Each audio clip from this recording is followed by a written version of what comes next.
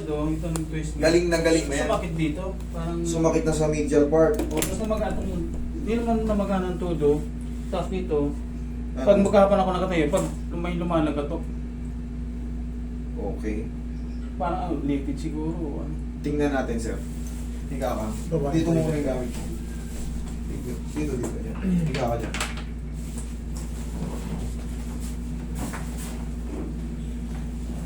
Saka nagkaroon na lang ng frozen shoulder eh.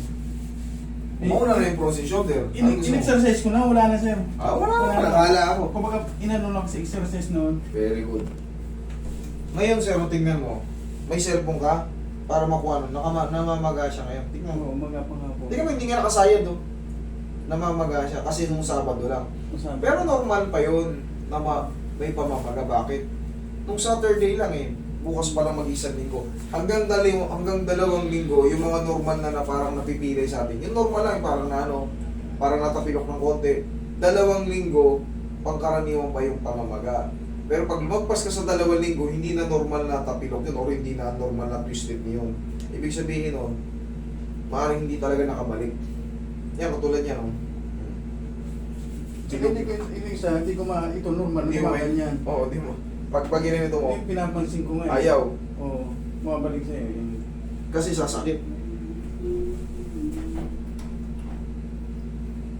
Dito na siya sumakit. Oo, nung Sabado. Tapos nung linggo, nag-drive pa ako, nag-drive siguro mga 6 hours. Ang sa pagbaba ko ng sakit. Halos di ko na mailakad, sumasakit yun, parang Hindi namaga ka nag-i-stop over. Nagasubi na lang. Umikot na ako ng Nasugbo. 6 hours, eh syempre mahaba rin. Laglag mo lang. Yan. Mahaba-haba rin yun. Para kang bumiyahe ng straight papuntang lampas ka pa ng Baguio. Baguio, lang eh. 4 hours nga na lang eh. Baguio eh. Ibig sabihin, Ilocos ka. Straight. Magmula rito dapat pag stop over. Inat-inat din. 3 hours, 4 hours. Okay. Ngayon nga lang yung video na wala na yung pananakit eh. Sabi ko paano pilot ko pa rin kasi naka-schedule ngayon. Hindi pa yan ayos, sir. Hindi pa nga, namamaga pa nga eh. Kailangan to maibalik yung Pero galing kasi ito sa disgrasya. Pero kaya ako pipitikin to dahil mag-5 taon na. Mag-5 taon na talagang kami na nating may mild crack yun. Kasi sabi niya, lumabas sa x-ray, wala namang fracture. Okay naman yung fracture. Wala naman. Hindi ko nga may apak yung alas 2 months.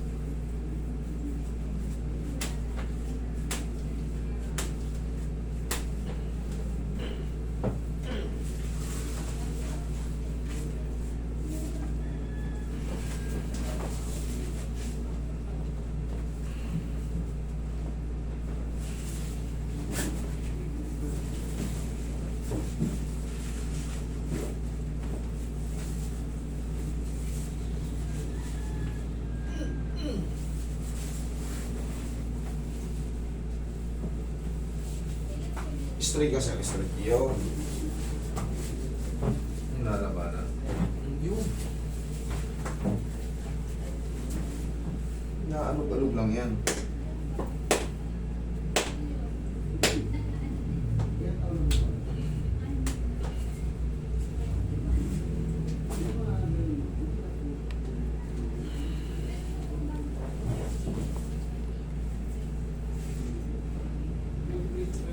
Tapos kung nararamdaman nyo yung mga kilos nyo, konting kilos lang, parang biglang sumakit yung tuhod nyo, pitiin nyo. Yung ginawa ko na sa amin, pinitik ko yun. Pitiin nyo.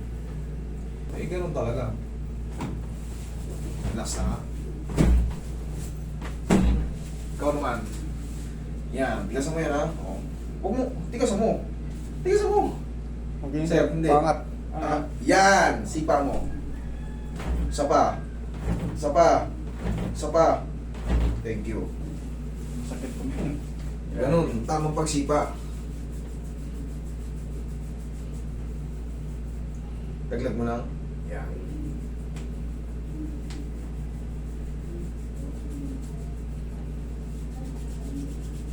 Huwag na huwag kayo sisipa na malambot to.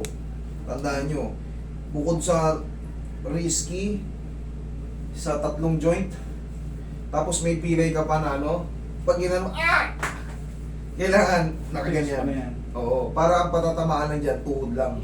Ano mo ngayon? Try mo, yan. Huwag mong dinan. Yung normal lang, para malaman mo kung ano. Oo. Ano? Iba na.